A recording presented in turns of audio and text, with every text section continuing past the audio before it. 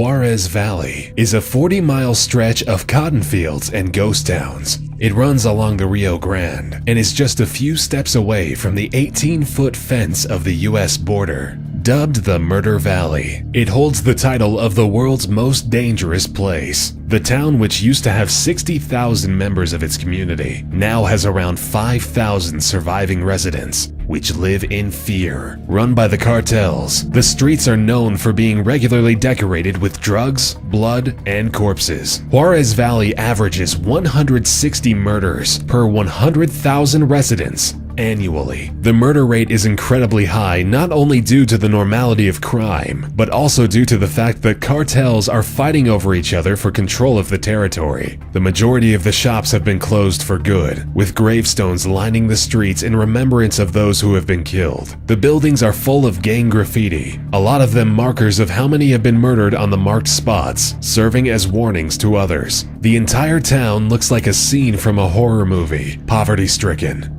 full of ruins, with the townspeople too afraid to leave their own homes. Whoever does dare to walk outside is more than likely to end up being killed, tortured, or kidnapped. The police officers who were sent to intervene have been executed in 2009, and for fear of the wretchedness of the place, they have never been replaced. One of the few routes which connect the Amazon rainforest with the capital of that area of Bolivia is a road with a quite discouraging name, known as the Death Road. The road was built by Paraguayan prisoners in the 1930s, and it underwent modernization about 20 years ago, beginning at 15,400 feet and taking the lives of approximately 300 people a year. It's quite surprising to find out that the Death Road is one of Bolivia's greatest tourist attractions. Adrenaline seekers seem to be drawn to the deadly route, considered the world's most dangerous stretch of road. The 40-mile journey offers stunning views of the rolling hills of the Amazon rainforest, but is quite a feat for a mountain biker to undertake. It comes with a terrifying sheer drop into the canopy, as two rubber tires separate the rider from a narrow single-lane road, with very little in the way of railings. The thrilling downhill ride has taken 18 mountain biking enthusiasts' lives in the last 10 years.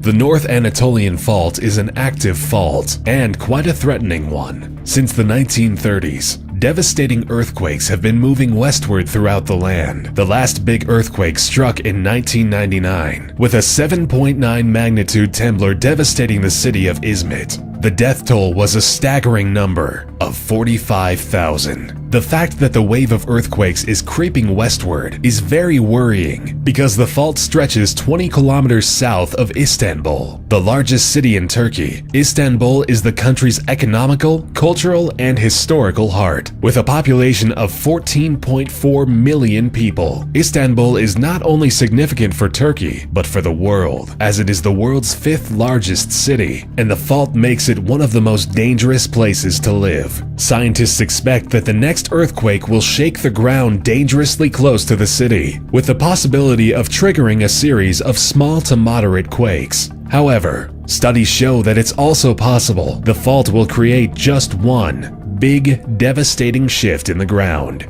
which could be the end of Istanbul and the death of millions. One of Africa's Great Lakes, Lake Kivu, is located along the border between the Democratic Republic of Congo and Rwanda, stretching across 2,700 square miles. The lake covers dangerous secrets. Below it, there are 2.3 trillion cubic feet of methane gas, alongside 60 cubic miles of carbon dioxide trapped beneath the lake under the pressure of the water and the earth. If the gases were to be released from their trap, they would spread a lethal cloud over the whole area, meaning certain death for over 2 million Africans settled in the basin of Lake Kivu. In the 1980s, 2 similar African lakes released their toxic gases and resulted in the deaths of over 1,000 people. Scientists are concerned that the same fate awaits the residents of the Lake Kivu area, as it has similar chemical composition. The deadly toxins are caused by volcanic activities taking place hidden away underneath the massive lake. San Pedro Sula is a city in Honduras, located not far from the Caribbean Sea, with an estimated population of 1 million. It is the second largest city in Honduras. However, the city sadly has a negative reputation. In 2013, it has taken the title of the most dangerous city on the planet, stripping Mexico's Murder Valley of the title. That same year, upon claiming the title of the most violent place on the planet, the city had seen 187 homicides per 100,000 residents. The city is a major operational and strategic point for distribution of drugs and arms. With significant gang activity, it is the center of trafficking, providing the rest of the country with its 70% of illegal firearms, which in turn result in the 83% of the homicides. Labeled the murder capital of the world, San Pedro Sula is a place where tomorrow is always an uncertainty. If you venture about 90 miles off the coast of Sao Paulo, Brazil, you will likely come across a small chunk of uninhabited land called Ilha de Queimada Grande. This island is, in fact, one of the deadliest islands in the world, also known as Snake Island. It is home to one of the most dangerous and poisonous snakes on the planet, the golden lancehead viper. Local legends say that there are as much as 5 snakes per square meter, but in reality, there are about 2,000 of them on this 430,000 square meter island. Still, walking through it is more dangerous than a minefield. It is said that the stark and potent venom of the viper slowly paralyzes and liquefies the insides of the prey. But it has yet to be proven, as no one bitten has ever lived long enough to be admitted to a hospital. The sole inhabitant of this island was a lighthouse keeper who ran out of food and disappeared while trying to gather some bananas. According to legend, the members of his search party mysteriously vanished one by one, lost in the wilderness. Civilians are banned from the island, monitored by the Brazilian Navy, and the rules are bent very rarely for the sake of scientific research.